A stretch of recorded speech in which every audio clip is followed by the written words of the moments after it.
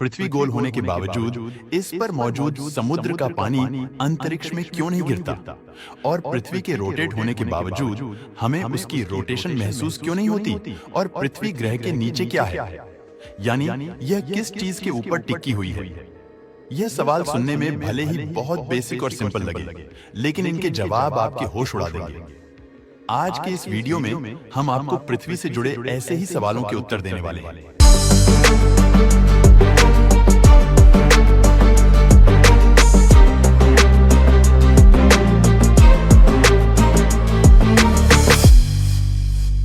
अगर पृथ्वी के नीचे कुछ है ही नहीं, तो आखिर ये एक ही जगह पर कैसे टिकी हुई है?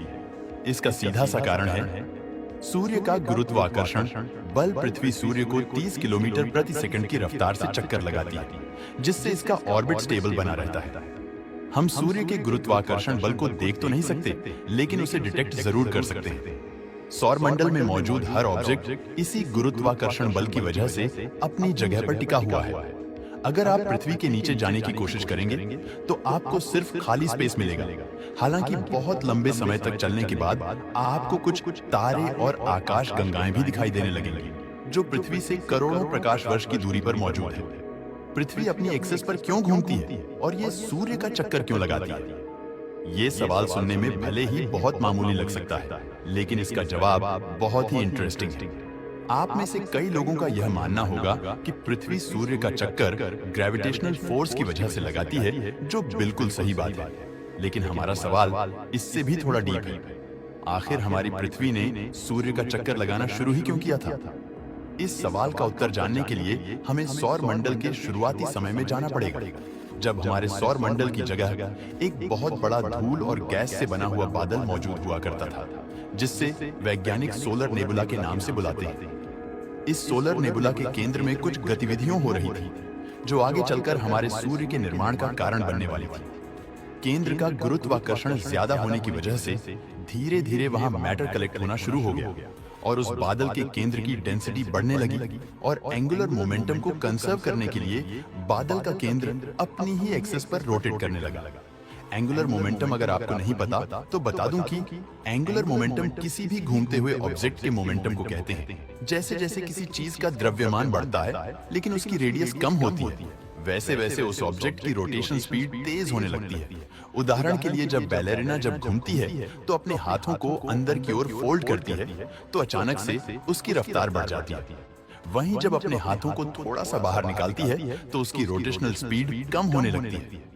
इसी चीज को एंगुलर मोमेंटम कहा जाता है।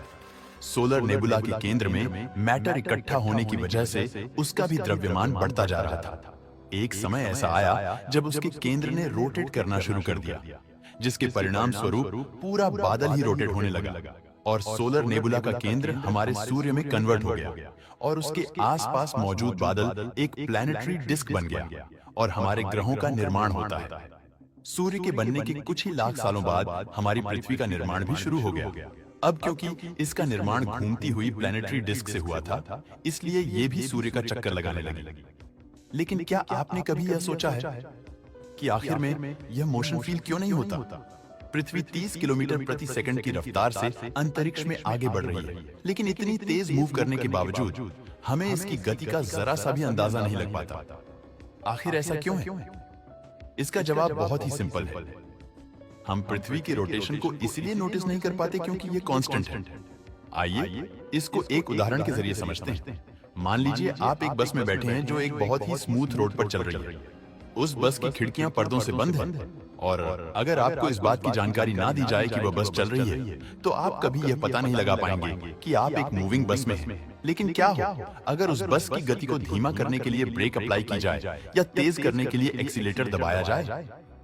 ऐसे में आपको छोटे मोटे झटके महसूस होंगे, जिससे आपको यह पता चल जाएगा कि आप एक बस के अंदर हैं। इस पूरी बात का सीधा सा मतलब ये है कि जब कोई चीज लगातार गति पर चल रही होती है, तो उसके मोशन का पता लगा पाना ऑलमोस्ट इम्पॉसिबल हो जाता है। कुछ ऐसा ही हमारी पृथ्वी के साथ भी है।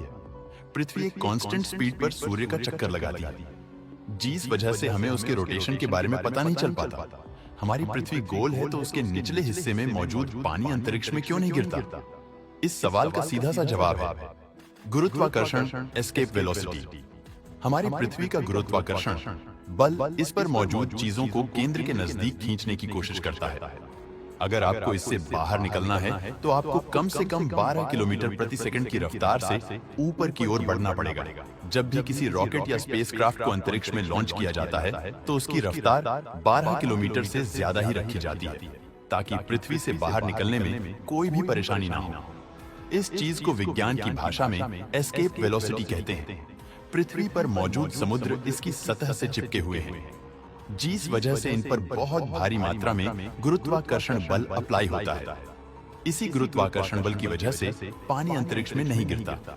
आशा करता हूं कि इस वीडियो से कुछ नया सीखने को मिला होगा।